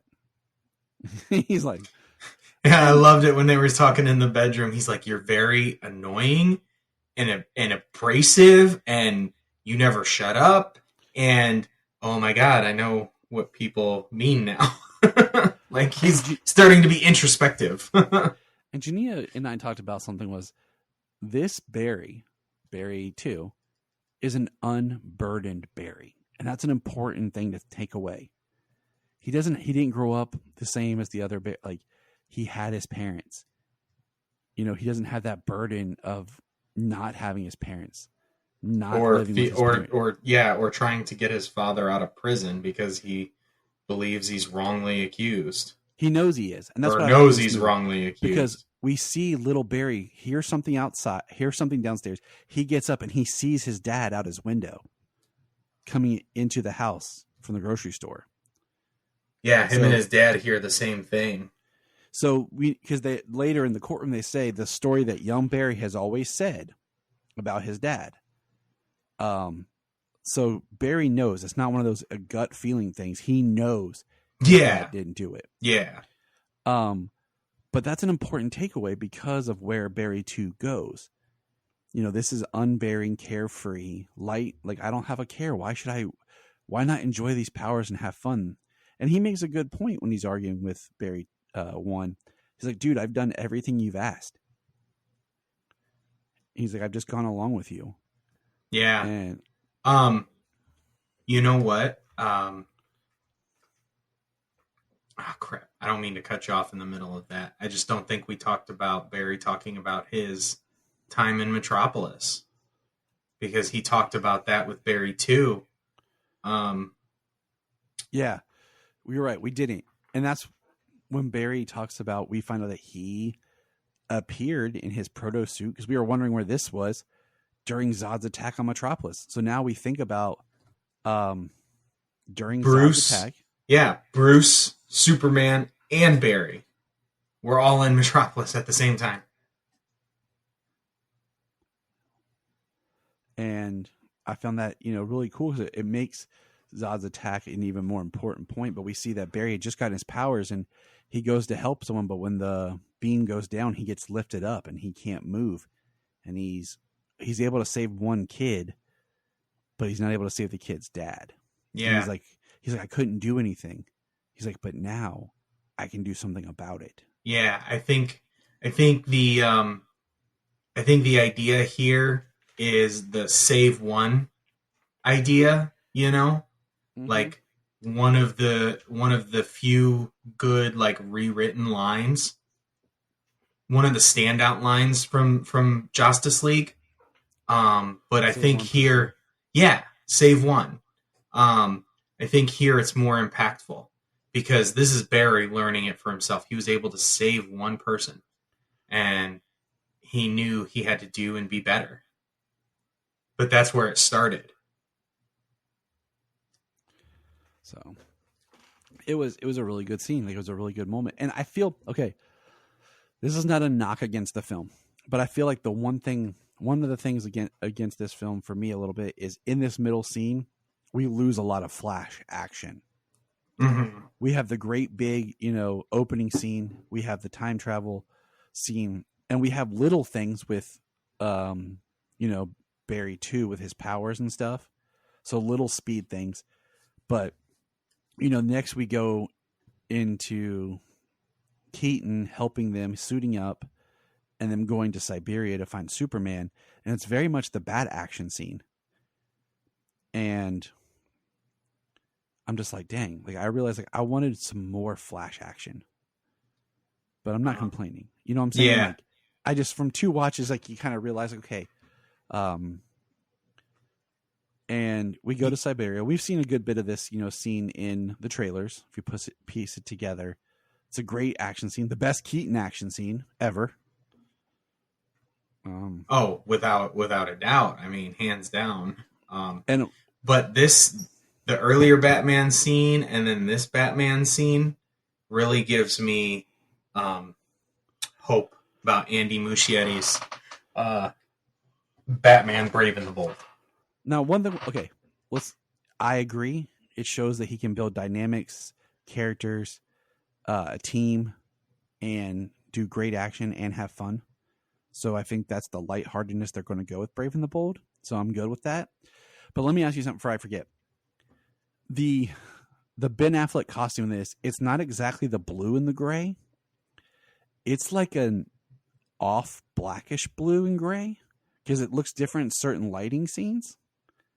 Mm-hmm. It's not like that dark black, but it does have some blue hues to it. So I wanted to point that out. Like it's not a complete blue gray. It's like almost gray. Like it's weird, like a blue, like the blue in the cowl and cape's almost like a bluish gray, and then you have the gray of the costume. But then the McFarlane figure is not even that color scheme at all. And I will say, out of this whole Flash line, that is the worst figure McFarlane's put out. Just throwing that out there. Like, I really don't like it. Yeah. I think it's a bad figure, period. Oh, well, that's booty. It is. I mean, his going back Justice League figure is pretty darn good, though. Oh, his Justice League figure is great, but I would love a Batman, him in his BVS suit. Oh, He doesn't yeah. have any of the extra, or even the Justice League suit before he puts on the extra, like, armor would be cool. Mm-hmm. So, but then we have, so in the next part is they go and they get Supergirl. And it's a great scene because they open it and they see her and they're like, it's not him. And, Batman's like, let's get out of here. And Barry 1 is like, no, I got her. I'll take her. And Well, yeah, he's like, look at her. He's like, we can't leave her like this. And he's carrying her out of there. And then... and he says, I got you. Yeah. Which comes back around. And he carries her out. And we get a nice callback to Batman 89 where he's like, how much do you weigh? And like he's like adds up the math. Like it's like 440? 440. 360 from the 2 berries and an 80-pound Kara. And just so you know, I did the math as fast as Barry did. Good job, James. And he like makes an explosion. It shoots him to the roof where Kara gets, dumped in the sunlight. And we're going on record here. Supergirl kills some people. Okay. Flat out. Absolutely. She annihilates the people that held her. It's really the only arc that Kara has in this movie. Yeah. Her arc is that she hates humans. And then she realizes that when she sees Zod and she sees him make his declaration of war and start murdering people. Yeah, I think in that moment when she saw what he said and what he did, she just knew that he was going to kill everybody anyways. Like, he never intended to not. Yeah. And she says, we Kryptonians were a people of peace and hope, not of war, and Zod doesn't represent Krypton. Exactly. So we have a great scene of, we find out she is Kara Zor-El, and she was sent with Kal-El, her infant cousin. Zod tracked her pod. Yeah, we did question as to how he got to Earth. Right. Without the beacon being summoned. So that means to me, like, you can, if you wanted to, you can have it that maybe two options. Kara's pod is still in space, or Kara's pod did land and it is in Siberia, even in whatever the modern timeline is. Because I read today also that Sasha met with Gunn and Safran about continuing as Supergirl, because everyone's pushing it for her to be the Supergirl Of Woman of Tomorrow. Yeah. And what was your feelings towards her? I think she did great, just not enough. I think she did great. I think her performance was really good. I think she represented very well that she grew up Kryptonian. That she was different than Clark. That she was Kryptonian first. Yeah. I think she represented well. She performed well. Her action sequences were great. It's funny when you look at the behind the scenes like practice of her action sequences to what translates to screen. Mm-hmm. It's like y'all really need to up those, behind the scenes choreography, like up this fight choreography. But they did a pretty good job of giving it that translation, adding in that obviously that post action and everything. So what we have is Barry 1 says, I need my powers back. And he's like, I got Batman to help me. And Batman, like, I'm against this, but they do basically the scene of like Flashpoint of Barry strapped to the chair and getting his powers back. And he gets shocked first and it doesn't work. And he's laying there and he's like, do it again. But the circuit's fried. And then at that time, Supergirl's there. And this is what you said, the callback where she says, I got you. And she flies him up into the clouds and he gets struck again. She brings him back and it doesn't work. But what's interesting is it's when the other Barry touches him and zaps him, brings the Speed Force to him, and he heals and he's back and he puts on his costume like, yeah. Did you know, James, that this costume is really tight in my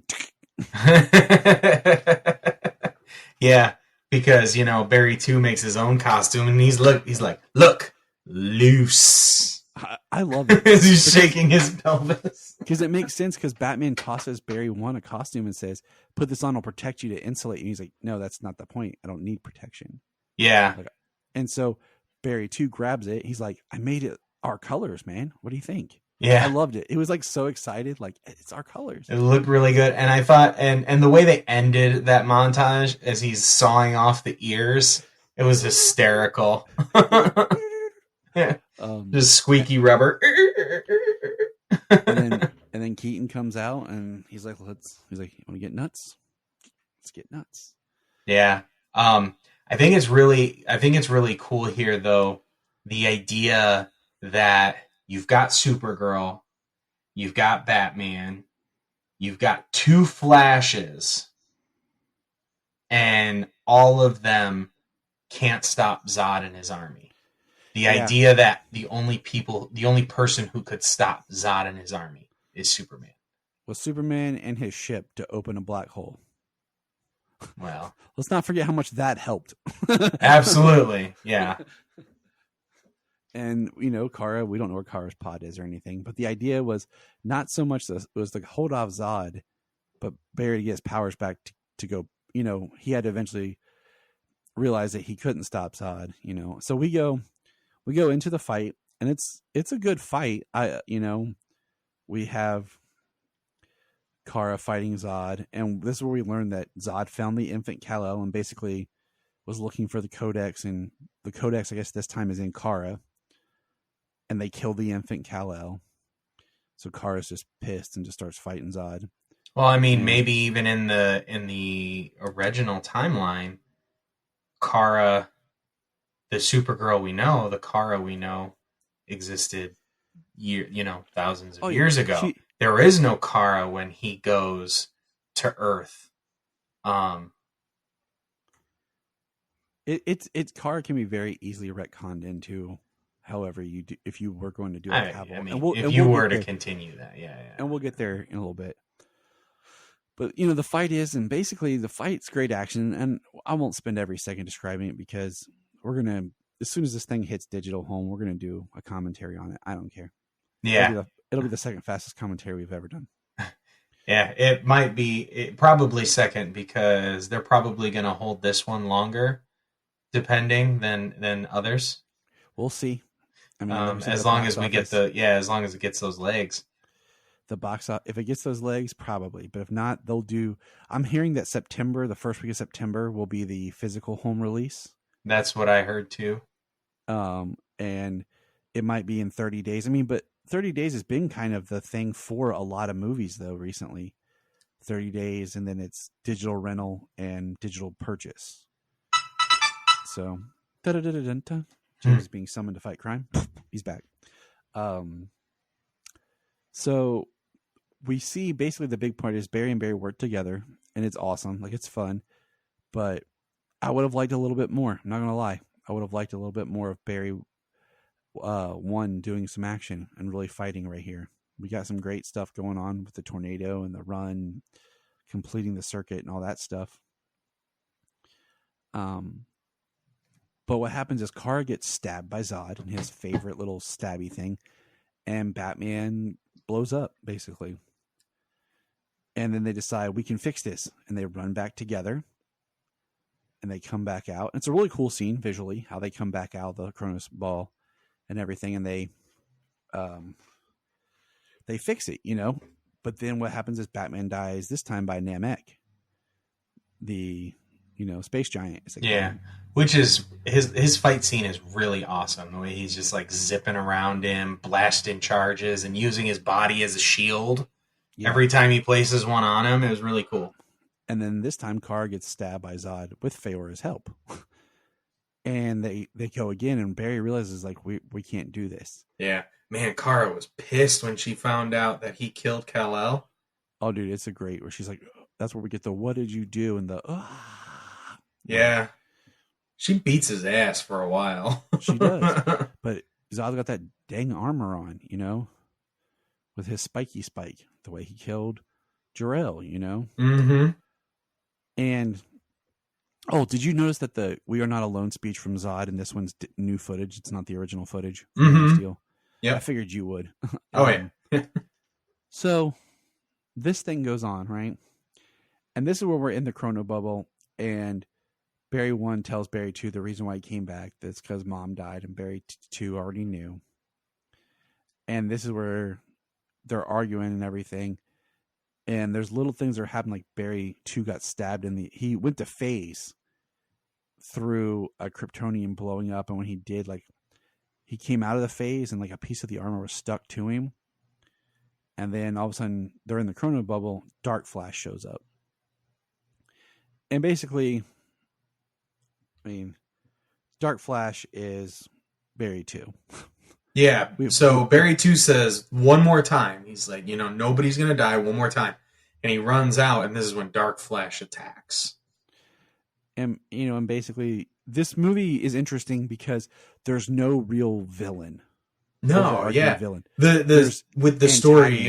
Yeah, there's antagonists, but the story of Flashpoint is it's all Barry's fault.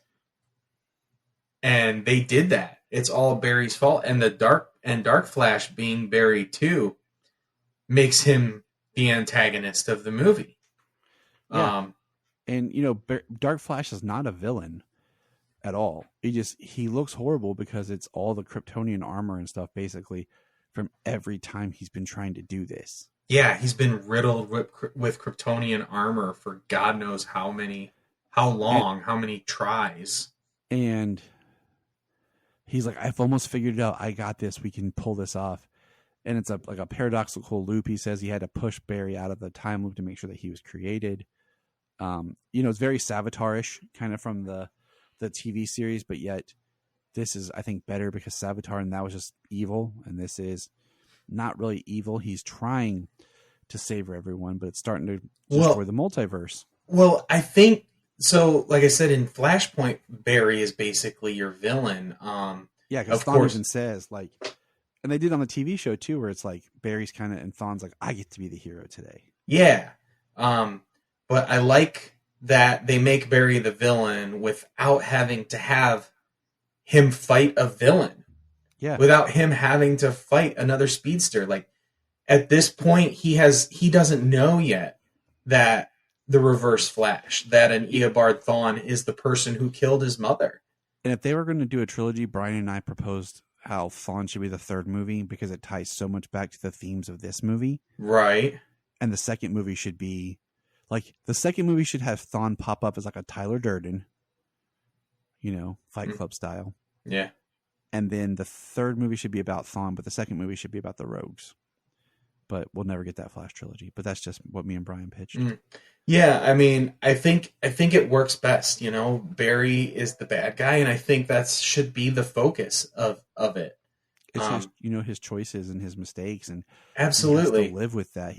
And you know what I loved so much about this version, the way it was built, is when he talked about approaching the speed of light. He said things got wonky with time, and that's all he ever did.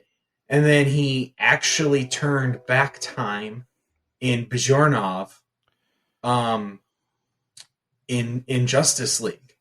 And then in this one, at the beginning, he finds out that he can do that and he can go farther back. And he can keep going farther back. So this is a young Flash story. This is a Flash who has never experienced time travel before, who's never been warned about the ideas of time travel before. At this point, it's theoretical. So like it goes along with what I said, is it makes sense for an early days Flash story. And I love the way that they built how his powers he's gotten faster and he's discovered more things he can do. And what's interesting is you think about, let's make a timeline, so he gets his powers at the same time Man of Steel. Justice League is roughly 2 years after Man of Steel, because you have the 18 months, but then, about 6 months after the end of BVS is when we get Justice League. Okay. And then we know that it's been a few years since Justice League. Yes. So that gives you like an idea of maybe he's been the Flash for 5 years, maybe, give or take, maybe 5-6 years. Yeah. But for him, it's been him alone. Right. It's been him alone, all trial and error. He figured out how to be how he is and save people and, not destroy him and other things with his powers. Because like you said earlier about moving someone with super speed, Barry 2 does that to Barry 1, and Barry 1 just starts throwing up profusely. Oh my God. Yeah, he does. Yeah, that was hilarious. He's, what did you do? I just moved you a little bit. It's going to be okay. It was like a freaking Family Guy sketch. Yeah, it was. And you know what? I did not find the humor. Like the second time I watched it, it was better. I'll say that. Me too. The humor, the CG, the only CG stuff, and we're going to get into it right now, that really kind of bothered me is this next section. But I understand the rationale is like he's still in the Speed Force and viewing everything from the Speed Force. Yeah. But my thought is still I would have liked this. I feel like this is where they kind of dropped the ball a little bit. Is we see the spinning universes coming towards and crashing, and we look up, we see, one that has like a George Reeves Superman, an Adam West Batman. There was a George Reeves Superman. There was a Jay Garrick. Yep. Then there was an Adam West Batman. Sense. Jay Garrick made no damn sense. Why wasn't it John Wesley Shipp? Yeah, it should have just been John Wesley Shipp from the CW. And this is in his Jay Garrick suit. You could have had just a lot of blipped images of the different DC heroes. I mean, we just recently watched how they did it in Titans, where Garth was looking at the multiverse through the red. Yeah. And I feel like this is the weakest part of what the multiverse and what should have been like the big, Right. like cameos and seeing the DC world and like. Right. So I think, so the only part that annoyed me, and I don't even want to say annoyed me really in so much as it didn't like annoy me. It's like the first time I saw it, I was like, Henry Cavill's silhouette, and then he lands and it changes into Chris Reeve, and it changes into Chris Reeve's silhouette, and I'm like, those two are not the same. But Right. so the Chris Reeve in my first viewing got a loud ass cheer. So it was cool, but it would have been better if it was just footage from a film or something. Like it looked like a CG model, It did, and then we got Helen Slater. So it is the only time that we've gotten Helen Slater and Chris Reeve on screen at the same time on the same world. Yeah, and that's why. Okay, that's another piece of evidence that goes to my online debate that I had. That I have officially said that to me, Brandon Routh is not the continuation of Chris Reeve's Superman anymore. He is his own Superman on his own Earth. I agree. Because, the original plan was for Brandon to continue that, but we now live in the multiverse world with all these projects overlapping and everything. So Brandon's appearances are his own Earth.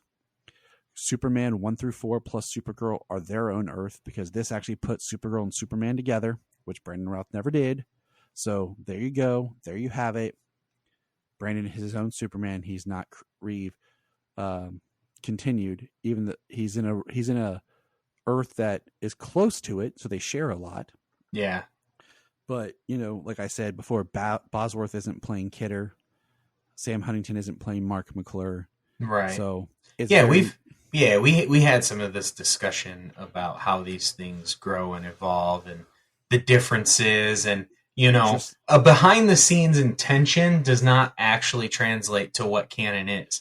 Just like in my opinion, the behind the scenes canon, that one of those headstones in BVS is Dick Grayson, doesn't make it so, because you never saw a headstone that says Dick Grayson. All you have to do is show that headstone saying Jason Todd, and it's done. Right. You know what I mean? And that's just like in the same world. That's not splitting hairs over the multiverse about how Chris Reeve experienced 3 and 4 and Brandon Routh never does, and he experiences more of a Kingdom Come style Earth, a Kingdom Come style future. So that's the same thing as like the Schumacher Batmans are not the same Earth as the Keaton Batmans, the Burton Batmans. Originally it was all the same, quadrilogy. Mm-hmm. Now we've separated them into different Earths. So that's just what I've used with Brandon Routh also. But right. Well, that's also the point of when they did Infinite Frontier recently in the DC universe after the Dark Crisis, was to open up the multiverse again, where all these stories and worlds exist once again, and you can expand on them now. You can create more history for them or more future for them. You can, you know what I mean? You could, just because a story exists doesn't mean you can't add to it in the comic book world. Yeah, exactly. And I think that's expanded to the entire universe, especially through things like Teen Titans versus Teen Titans Go and Titans, the Beast Boy episode, where you see where they see comic book versions of themselves and where they see animated versions of themselves. Like different mediums exist or translate into different Earths in the multiverse now. So let's talk about the best part of that scene was the appearance of Nick Cage Superman. Fighting the Thanagarian Snare Beast. We got that scene was pretty long. It was actually a scene. It wasn't just like the glimpse that we got with the others. And I liked it. I was a little bummed that it was, I guess Nick supposedly filmed some stuff, but it looks like straight up CG Nicolas Cage. Yeah. I would not have minded the costume being CG, but I really wanted it to be a scene of actual Nicolas Cage, and it's him. It's not like a CG representation, and I needed him to speak one line of dialogue. Right. Or just when he uses his like that Nicolas Cage yell, like Yeah, right. Why he uses his heat vision on the snare beast. Yeah, that was really good. Jamie was like, "Oh my god!" She's like, "Why is he in this?" Did you sit her down? I did. I said, "You know what? I will talk to you about it after the movie." But I at the moment I said he loves Superman, and he was almost going to be Superman. I'll tell you about it after the movie, and we kept watching. I posted a YouTube link on our social media Facebook page where you can watch the documentary about Superman Lives. It's a great documentary. Nice. I bought that thing. I pre-ordered that thing when it came out. I was so ready for it. It's one of my favorite documentaries. So I mean, that one made me excited because it really was the multiverse of what was, and that's one that you deserve. I think, when you do something like this, that really makes it special. And I need McFarlane to make me a Nicolas Cage Superman figure. Oh yeah, please. I need that. And and basically this is where Barry says, I have to undo what I did. And he goes back and we get the scene of him. He talks to his mom, and it's a great scene because he's talking to her. She doesn't know it's him, and it's a beautiful scene. Yeah. So this is also another one of my favorite scenes, and that makes it so Flashpoint. Yes. Because in the animated movie, we didn't get this where he talks to his mom one last time, but in the book, he does. In the book, before he goes back to change things to stop himself, he goes and talks to his mom and tells her everything. And then he goes back, so he got to talk to his mom once again. He got to interact with her once again. So in this scene where he goes to remove the can from the cart, so as his dad has to come to the store to get a can, he gets to spend that last moment with his mom. It's a beautiful scene, and I just trying to describe how. Oh, it made me cry both times. Yes, my son was crying from the time Barry 2 died. Yeah. Until after the credits rolled from the movie, and this scene pushed him over the edge. So in the theater, Bryan's next to me. There's Bryan, a chair, me, Solomon's right next to me, then Jania, then Selah, and both the kids are having a great time. But Solomon's curled up next to me, and Selah's curled into Jania. It was awesome. It was a lovely scene. It was fantastic. So emotional. It was. And I feel like there was something between, because the next scene is him popping back in his costume to his apartment and realizing he has court. And what's great is when he goes and he puts the tomato on the shelf, he bends down and puts it on the shelf, and he looks up at the camera, and then he pops back into his apartment, and he gets to court late. And this was a great, great moment. And I thought this was so smart for the writing, because he didn't stop his dad from going to jail, but he found a way to get his dad out of jail. Yeah, I thought it was smart. I thought it was brilliant. And what you find out is what he did was he moved all the tomatoes from the bottom shelf to the top shelf so that his dad has to look up to get the tomatoes. So when they're in the court and they're playing the security footage from Wayne Tech. Yeah, the cleaned up footage from Wayne Tech. You clearly see Henry's face.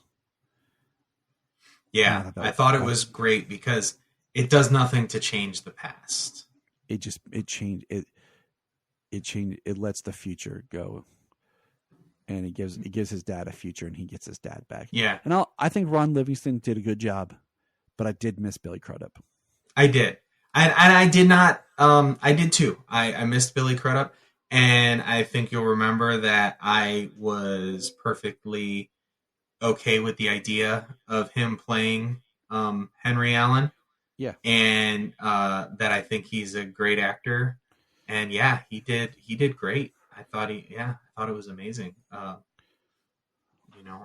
only wish it was Billy Crudup because he was that before, and they had a really genuine connection, and they looked more like father and son.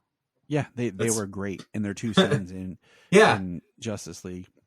And then they come out of the courtroom, and Iris is there talking, and Barry's phone goes off, and it's Bruce. And he's like, Bruce. He's like, I'm pulling up now.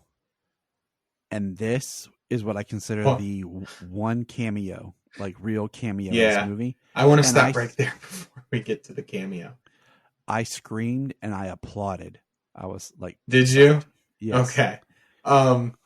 Yeah, the thing Barry says when he gets out of court was really funny. He's like, well, the tomatoes move from the bottom shelf to the top shelf. And it undid the spaghetti. And it uncooked the spaghetti.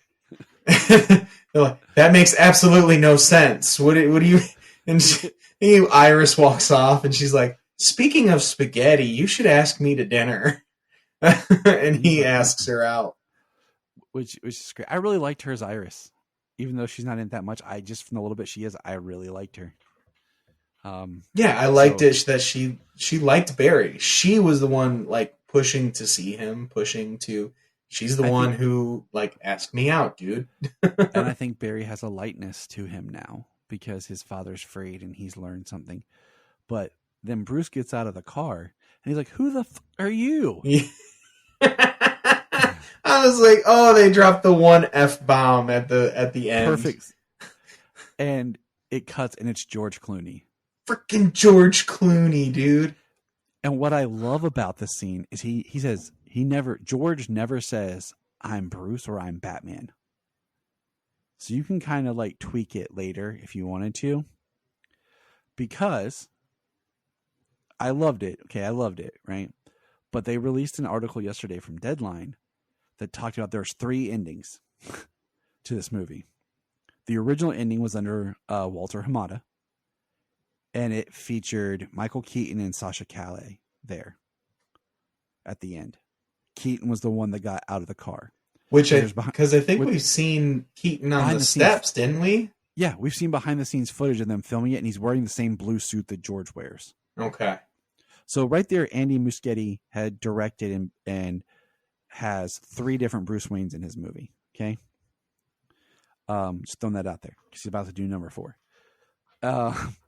And the second ending was under the DeLuca and whatever, the interim people. Okay. And the second ending featured Keaton and Calais, but then Godot and Cavill. All there at the end. That's the ending I want to see. That's the ending I want to see. And then this is the ending that was filmed under the new regime led by James Gunn. Okay, so kind of the idea here is a great cameo. It's really funny. It's really cool. I even talked to Jamie about it afterwards. I said, the idea that him being Bruce Wayne, if quote unquote he was the Bruce Wayne for the future, like an older Bruce Wayne is required to have Damian as a child and to have Nightwing, Red Hood, and Tim Drake. Which if you used an older Batman, you could have all of them and they could just retroactively exist now that we're telling a story with Damian. But my thing is Damian was born but accelerated growth. So like you can have a Batman in his like 35 and have I think Nightwing and Tim and Damian did have an overlap. So people kind of maybe think like it was Nightwing for however many years, and then it was Jason Todd for however many years, and then it was Tim for however many years, and then it was Damian. Well, like the Bruce and Dick thing was like the longest that lasted. And then Jason Todd was shorter before he died. Yeah. And then it was Tim, and then there was for a few years, like in continuity time. And then there's an overlap there with Damian. So he's older, but it's not like he's a 55-year-old Batman. That's something you can still make him like 30-something Batman. Because it's all about when Batman started. Like some people, they'll want to start Batman. He started being Batman in his 20s, So it just depends on how they go. But like the original plan we know was that Keaton was going to be the new like Nick Fury Batman in this universe. So that's why that ending, the first one, makes sense. I did like when he acknowledged his age, though. Before he dove off to do the Batman scene in Siberia, he was like, "This is gonna hurt." Yeah. So I don't think that they're saying that George Clooney is Batman going forward. I don't think so either. But that's why I think it's great he doesn't say, like, I'm Batman or I'm Bruce. It's just kind of a fun cameo. But the more important scene is technically the post-credit scene. And I really think it should have been the mid-credit scene. Yeah, it definitely should have. And it should have played it more straight instead of drunk Aquaman. Because if you look at the dialogue, Barry says, I went to other universes, and in every other universe, you were you. So he's saying that on other Earths, Aquaman is still Momoa. But Batman's different. Batman's different on every Earth. Bruce is different on every Earth, but Aquaman is the same. So that's kind of your dialogue, how they can include Jason Momoa as Aquaman if they wanted to under the new Gunn universe. Yeah. Some people are the same on every Earth. And that's where, you know, they can say that these people are returning to these roles and it's on another Earth. Or now Barry's kind of like mixed them all together. That's why we have this person here and this person here. So, I mean, I think this film reset things enough, you know, that they can continue forward. If they wanted to use Ezra, I don't know if they will, if Ezra is done for sure. Like, who knows what the future holds, you know. But I really want more Flash because I don't have Grant anymore, and I like the big budget effects of the Flash. Yeah, they did a great job. You know how I said that Justice League Flashpoint Paradox has one of my favorite animated animations of how Flash runs. I think they did a really good job in this about making Flash run most of the time. Like especially during the fight scene with the Kryptonians. The way he ran was very like every time he connected, you know what I mean? It was very, very connected to the world around him. Whereas in other aspects, like just take, for instance, the run from Central City to Gotham, you know what I mean? Like he traveled so far between each step. Yeah. You know what I mean? Like there's that disconnect about how often he touches the ground and how much area he's able to cover. And I think it was much better done in the Kryptonian battle scene, but that's not like covering these great distances. That's like, it's not a distance run. Exactly. So I think they did a fantastic job that way. So we really enjoyed the movie. It's not perfect. Like I said, I feel like in the middle, I missed some Flash action. The humor works. It didn't bother me. Like I said, the second time, there was a little too many dick jokes, in my opinion. I agree with that. I could have got rid of Gary, and I could have got a little bit more of the dolphin laugh from Barry too, a couple times. Yeah, like one time was okay, but he overdid it. Right. Well, the way that he was like. So the way I felt about the movie, like with the humor and stuff, is when they really pushed it, when it started really getting like a lot, you know, and it was definitely that apartment scene was one of them for sure. It is actually maybe the more egregious one. Yeah. Is over and over and over again. They're all just like throwing out these lines, these quips. It's just like it's like overload. Everything's going on. They're trying to be funny and this and that. And just when I thought like those things were getting like it was going to be too much, I was like, oh, God, like what is up? Like stop this. They did. You know what I mean? Like it was stopped and it was brought back around to something serious. You know, and I think we've covered everything for the most part. We've enjoyed it. I know that we really did go beat by beat. I know. This time we don't do that all the time. I liked it. And it'll be fun to, you know, here in a month or two, follow up and do a commentary and really like talk about it more. feel like we're gonna have to defend ourselves against this because people just hate on DC. But you know what? I enjoyed it. It's the Flash, and it's true to character, and Ezra did a very good job, and he's a very very talented actor. And I wish that he wasn't. I wish they weren't. Where were they? Jesus, sorry. In the state with legal issues and mental health, so that. Well, you know what? That is one of the things that they need to, I think, address with all of these,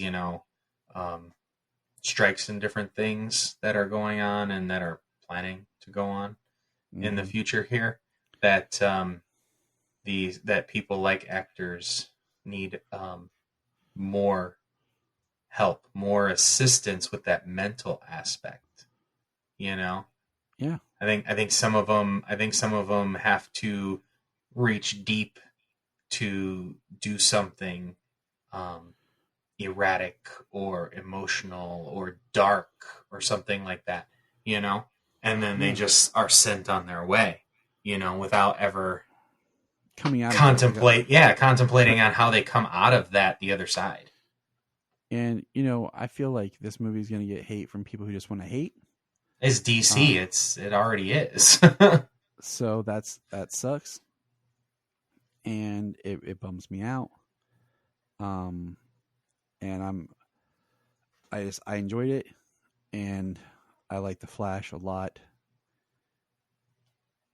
and I look forward to see what the future holds. And we'll just go from there. Yeah. Well, the future. What do we got? What do we got this year? We got Blue Beetle in August and Aquaman in December. Yep, and people are already like, the Flash's performance shows that the DCU is dead. Just drop him on Max. And I'm like, just shut up, man. Like, seriously. We're going to get 2024 off. We might get a show. Waller might come out. Who knows? Well, we don't know what's going to happen right now. Things pause production because of the writer's strike. Yeah. So 2025 will be, Superman Legacy, but 2024 is going to be kind of maybe a year off, and we'll just take it. But we are now going to cut away to Bryan's review and thoughts on this, and enjoy. We're going to press pause and hear a few words from our other podcasts on Press Play Podcast Network. Hello, Brooks here with the Books with Brooks monthly book club podcast. Here's how Books with Brooks works. We read one book a month, and then we talk about it. Classics like Stephen King's The Shining, debut novels like We Are the Brennans by Tracy Lang, and tons of other compelling, life-changing stories, one book and 1 month at a time. So come read along with us, and then listen in. If you are like Tyler and James and can't get enough super talk, check out these other podcasts. Digging for Kryptonite, Supergirl Radio, The Last Sons of Krypton, the Superboy Legacy Podcast, All-Star Superfans, Superman the Animated Podcast, The Aspiring Kryptonians, Always Hold On to Smallville, The Geek of Steel, and Truth, Justice, and Hope. Remember to check out Krypton Report on all social media platforms. Go to linktree.com/Krypton Report. You find all of our reports. This is Dan Jurgens, and if you want to have a good time, keep listening to the Krypton Report.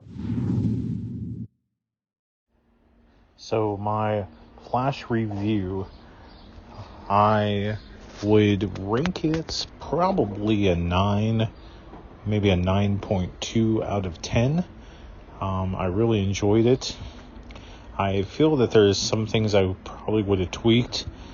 I think what really bugged it down is that it wasn't meant to be the ending of the DCEU, and so some things had to change, and the marketing was more focused on Keaton than it was Ezra, so at times it kind of felt like a Batman film that Flash was in.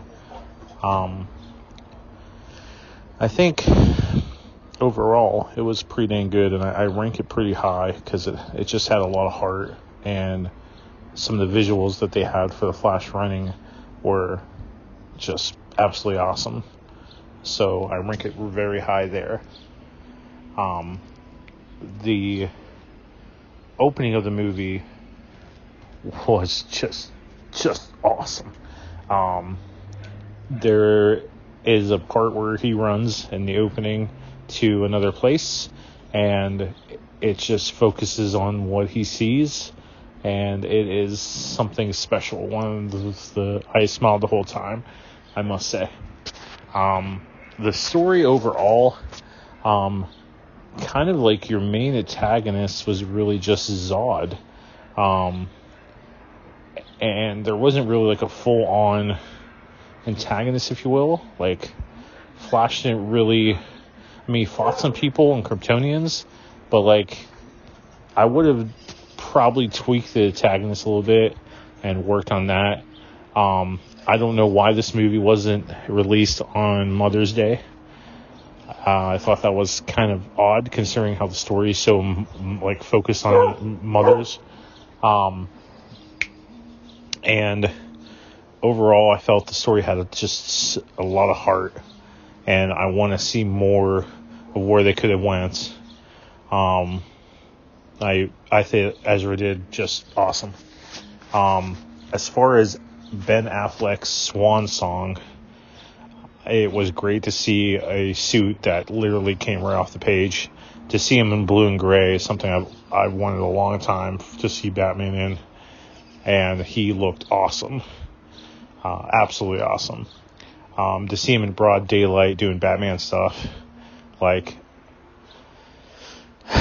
Ben is probably my favorite Batman, and to just be able to see him one last time was great. Only, it's just bittersweet because he was supposed to do so much more. We really took for granted the greatness that we had in casting for the DCEU, and Ben being a prime example, because he just looks like Bruce should. He looks like Batman should. So his final scenes, they were pretty nice. But he's just the Batman that we really should have got more. If there's any Batman I would have wanted more of, it would have been him, for sure.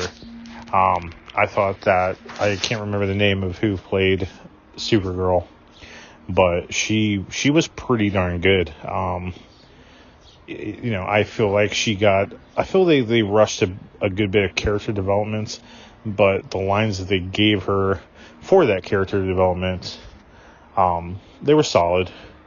But I feel like we needed more from her.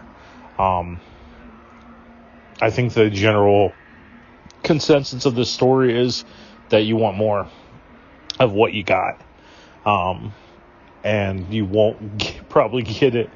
But I thought Kara was great. I really loved her suit. I've said that a lot. It was slick. The colors blend well. And her wanting to help and what Kryptonians really stood for, I thought was awesome.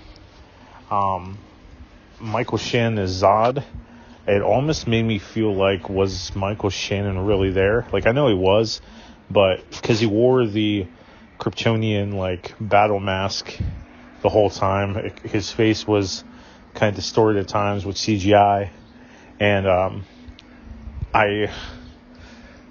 I mean, he wasn't in it very much. He had some good fight scenes. He had some good dialogue with Kara. But overall, it was nice to see the first villain come back to be the final villain of DCU. That, nice little full circle moment. I was okay with it. I would have liked a little bit more antagonists, some other antagonists other than Zod. It was alright. The CGI was atrocious. It was cringe there was a scene with kids, and I don't want to spoil anything, but it was cringe. It was like nightmare fuel. But the reason it was so much like that is because we're seeing things in Barry's perspective. What Andy did very well as a director is letting us see the perspective of the Flash. how things are blurred, how things are slowed down. I thought he did an awesome job for that. So when he takes over Batman in a few years or whatnot, whenever they start doing that, I think he's going to do an amazing job, because he's a very good director to be able to you see things in the perspective of the main character. As far as cameos, we got a CGI. Mostly it was just a CGI fest of cameos, and we got. Well, I don't want to spoil anything, but we got one big, definite surprise cameo that I didn't really see coming, but I'm really glad we did. And it was just kind of like it was almost like a FU to John Peters, and if you don't know who that is, look him up. The cameos were nice, but I would have liked a little bit more.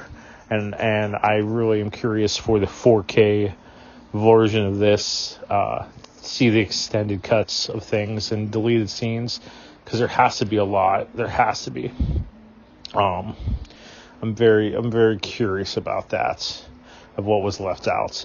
The cameo at the very end of the movie, before the credits rolled, that was probably the biggest surprise. That's all I'm going to say. And the post-credit scene, there was only one of them. It was okay. It didn't really set up anything new. It was just kind of like just there for laughs. That kind of was disappointing. I would have liked something to set up some more things or answer some questions. Like, you know. So that's what it is. As far as the ending, yeah, I wonder if we got the answer for who the new Batman is. That's all I'm going to say. It made up a lot of questions. I really loved how Ezra or Barry was able to change a little bit of his past. Maybe he couldn't stop his mom from dying, but he was able to change something in the past that benefits, two people. I really like that. I like that writing. That writing was very smart. And I do wonder what it's going to mean. I do wonder what other things are going to mean for the future in terms of the multiverse and characters coming in.